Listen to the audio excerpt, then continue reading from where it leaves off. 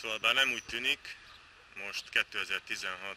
július közepe van, Dalmáciában vagyunk, és azért mondtam, hogy bár nem úgy tűnik, ugyanis kb. 19 fok van, valamint nincs a legjobb idő. Sajnos ezt kell, hogy mondjam, tehát a strandolás az teljesen ki van zárva. Most itt állunk egy tanösvény bejáratánál. Ugye inkább az angolt mutatom, szerintem annak több értelme lesz. Tehát ez a Leopold Mandic nevű tanösvény. A Zakucsak nevű helyről indul, ezt én Zsák Kukacról jegyeztem meg. És átmegyünk a falun, majd be az erdőbe, és itt van egy ilyen kis körút. Ez lehet, hogy kimarad, ugyanis mi nem fejezzük be itt a 10-es pontnál, hanem megyünk tovább, és az igazi cél a Cetinaszurdok megtekintése ezúttal felülről. Úgyhogy mindenki tartson velünk, és indulás! Elértünk ide a falu bejáratához, hatalmas sziklafal tövében fekszik. Ott kicsit feljebb, a zászló mögött van egy valamilyen vallásos emlékmű, valamint az emlékmű mögött, nem tudom mennyire látszik, de van egy hatalmas vízesés is, legalább 60-70 méter magas, mondjuk nem bővízű, de most éppen van benne víz, ugyanis tegnap egész éjszaka esett, tehát szerencsére ezt most meg tudtuk tekinteni működés közben, ugyanis ez egy időszakos vízfolyás, de most volt olyan szerencsénk a rossz idővel, hogy most működött. Szóval itt is látszik, hogy most a folyóban van némi víz. Itt a faluban ilyen kiépített medre van, valószínűleg azért később ezen másképp lesz. Ja, tehát később nem, mert ugye nem hiszem, hogy ezt itt meg tudjuk mászni. Szóval azért van benne némi folyadék. Ez az első ilyen folyó a Cetinán kívül, amit folyni látok ebbe az országba. Mondjuk persze kivéve az északi nagy folyókat. Ilyen mesterséges zúgók vannak kialakítva. Itt mellettünk van valami hatalmas ilyen, hát nem is hatalmas, valami ipari létesítménynek látszó dolog. Itt is ilyen egész zúgó lépcsők vannak. A libák nagyon élvezik. Mármint most nem a családra céloztam, hanem ténylegesen a madárra.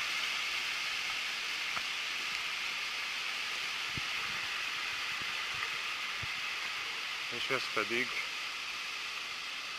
ez a vallásos emlékhely, hát nem tudom minek nevezzem, mert igazából nem templom, valami kápolna legfeljebb. Az egész valahogy a kőbe van belevésve.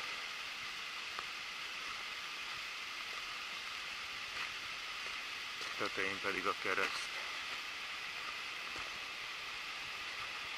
Igen, és harang is van, hát lehet, hogy templomként funkcionál. Mindenesetre érdekes. Itt található egy ilyen rövid leírás Zakucsak híres szülötteiről. Az egyik ez a kanonok volt, akiről el lett nevezve végül is ez az ösvény, a tanösvény, ez a Szent Leopold Mandic, és a másik pedig egy író volt, aki a 20. században élt és alkotott. Na és akkor mostan talán végre tényleg bejutunk az erdőbe. De azt persze nem mondtam, de ugye nyilván mindenki kitalálta, hogy a jelzés ezúttal is a piros ködben fehér.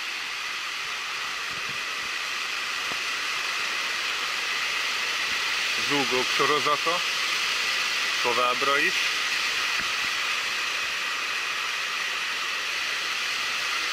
És egy kicsit közelebbi rálátás a vízesés tetejére. Hát remélem még talán lesz valahonnan egy jobb kilátópont. A fák közül nem nagyon látszik, de talán így a legjobb. Majd még följebb próbálkozom. Az út ilyen kényelmes cikcakban kapaszkodik fölfelé. Viszonylag jól rendben van tartva, és ki is van járva. Már eddig még senkivel nem találkoztunk, csak a falusiakkal. Az egész környék egy rohadt kősivatag, sehol, de sehol nincs erdő, kivéve ott, ahol a kilátást takarja. Nos hát, nem tudom mi sejlik keresztül itt a fák között a vízesésből. Gondolom nem sok. Következő tanösvénytábla az élővilágról. Itt az angol leírás, főleg a növényekről van szó, ahogy nézem. És nagy vonalakban az, hogy mediterrán növényzete van a szurdoknak. Mégpedig két zónás, van szubmediterrán és EU-mediterrán része. Itt fel vannak sorolva a veszélyeztetett fajok, amik itt honosak. Az első rálátás a Cetinára. Ugye most így arrafele megy kifele a tenger felé, és itt a két szikla közötti hasadékban pedig Omis városa látszik. Tehát igazából nagyon közel vagyunk Omishoz, körülbelül olyan 3 kilométerre jöttünk be, egy ilyen oldalágba. Pontosabban ennek a vízeséses pataknak a befolyójába. Közben jelentős szintet jöttünk fölfelé, most már sokkal jobb a rálátás a Szorosra. Ugye a Cetina az itt jön be balról, ez a főág, és ez itt pedig a vízeséses pataknak az ága, ott összefolynak, és úgy megy ki Omisnál tengerbe. És hát azért, amint látszik, ugye emlékszünk, hogy mekkora volt igazából a patak, úgyhogy itt mivel már ilyen igazi folyónak látszik, ez valószínűleg már tengervíz, tehát inkább a tenger folyik vissza egy kicsit itt a folyómederben, és azt tartja így a vízszintet ilyen állandó magasságban. Itt pedig mellettünk ez az omisi dinaridáknak a hegylánca, itt kezdődik, ugye ezzel a tömbbel. Ennek a túloldalán van valahol a fővár, sőt egész pontosan, ha minden igaz, hogyha a fák között kilesünk, akkor pont ott van. Úgyhogy ez a tegnapi túránknak a leküzdendő akadálya volt ez a sziklatömb. A tanösvényen vannak ilyen pihenőpadok, némelyik viszonylag jó állapotban, mint például ez, tehát ez a jó állapot. Igen. És hát valamelyik már teljesen szét van korhadva. Továbbra is még mászunk, itt már ilyen nagyobb kőzuzalék, nagyobb szemű kőzuzalékkal van az út leszorva. Ez már nekem nem igazán kedvező, főleg, hogy majd sajnos ugyanitt is kell visszajönni, mivel ez a túra sem körtúra, hanem lineáris, oda-vissza. Ezek szerint ez a Przemuzsicki stáza technológia, ez nem egyedülálló. Ugyanis itt is az út azért így, már nem olyan szépen, de ki van építve, tehát ilyen nagy kövekből van kirakva a széle, és föltöltve ezzel a kőzuzalékkal. Úgyhogy úgy látszik, hogy a horvátok szerették ezt alkalmazni. Következő pihenőhely, itt technikai szünet következik, mert már rángatják a hátizsákomat.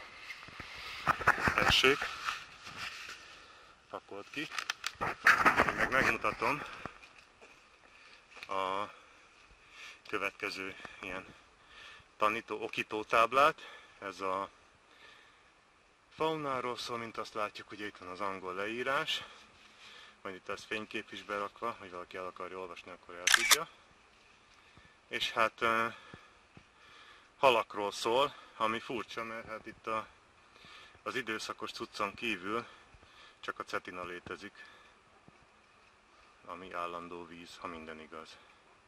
Itt látszik is ugye, hogy a Cetinának itt van ez a befolyója, és mi körülbelül, hát ez a 3-as kép, úgyhogy itt vagyunk most éppen. Illetve helyesbítek, ugye, amilyen vak vagyok, nem látom, hogy ez más színű, tehát a 4-es képnél vagyunk. Igen. Akkor ezek szerint egész sokat jöttünk, és hát nem kezdtük el a túrát több mint fél órája. Hüllős tábla, ugye van veszély is, mégpedig van, hát ez szarvasvipera, nem szarvasvipera, ez a, nem jut ez eszembe a neve, mindegy. Ilyen van még a Balkánon sokfele is. Illetve hát ugye a kockássikló, hogy honnan van teknős, itt meg hol van teknős, azt nem tudom. Ahol akkor tónak is kéne lenni. Mint hogyha volna egy tó ott fönt a Gata nevezetű helyen, úgyhogy akkor ott lehet teknős is, meg kecskebéka is. Az első igazi jó rálátása tulajdonképpen egy Cetina szurdokra. Ugye szemben itt a Omis hegyei, itt a folyó lent, mellette pedig a műút, ami egyúttal bicikliútként is funkcionál. És igazából még nem nagyon távolodtunk el a sziklaszorostól sem.